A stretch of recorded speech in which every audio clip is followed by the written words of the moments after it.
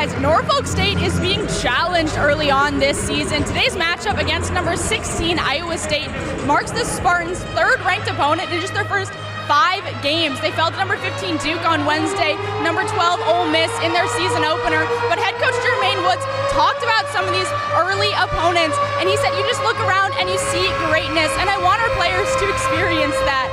He also said that he thinks the challenge of facing these teams will help them in the long run. Yeah, getting ready for first serve here at Hilton. Let's talk about what each of these teams have brought to the court so far this season. TCU currently leads the Big 12 in digs, so their back row will play a huge role tonight. We're back at Hilton Coliseum. We talked to Grambling State head coach Patrick Crary, and he talked about his roster and how new everyone is to this team, including the coaching staff. They're not letting the newness of this roster slow them down, however. They said if they take their time, it'll be too late. They're trying to be the best team they can be as fast as they can. Yeah, thanks, BJ. Iowa State is absolutely going to be challenged here tonight. I mean, both of these teams are excelling in different categories here this season. Arizona State leads the Big 12 in blocks as well as having the lowest opponent hitting percentage. Iowa State, on the other hand, leads the Big 12 in kills and assists. But the Cyclones are going to need to bring their offense to an entirely new level here tonight if they want a chance to compete with the scary Sun Devils defense. Thanks, BJ. Yeah, again, staying on the subject of Audie Crooks, she's so talented that right now both Sacred Heart and Iowa State are struggling to figure out how to handle her talents.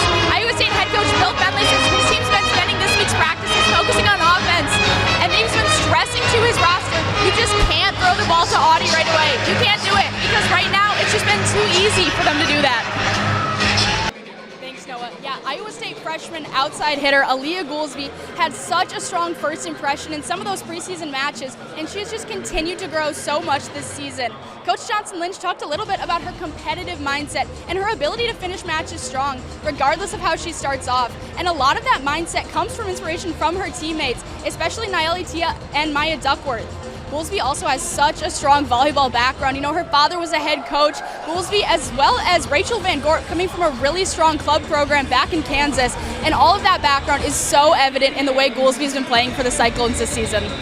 Audie, you guys are 2-0 on the season. What do these early games do for your confidence as a team?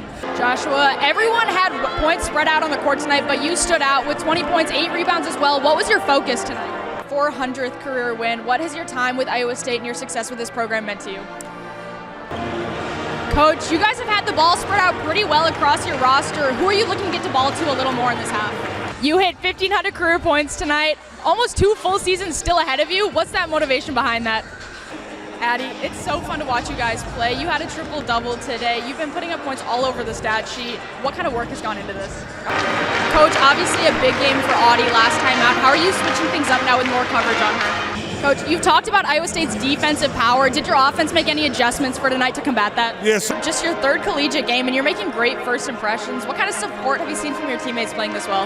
Yeah, you mentioned the threes, making a lot more than you usually do in previous games. Is that something you focused on, or is it coming out naturally? Yeah, you guys you came off so fast in set number 1. Yeah. Texas Tech battled back. What kind of adjustments did you guys make to stay ahead and get the win? Yeah. Coach, fouls played a big role in your last game against Southern. Was that something you spent a lot of time addressing this week?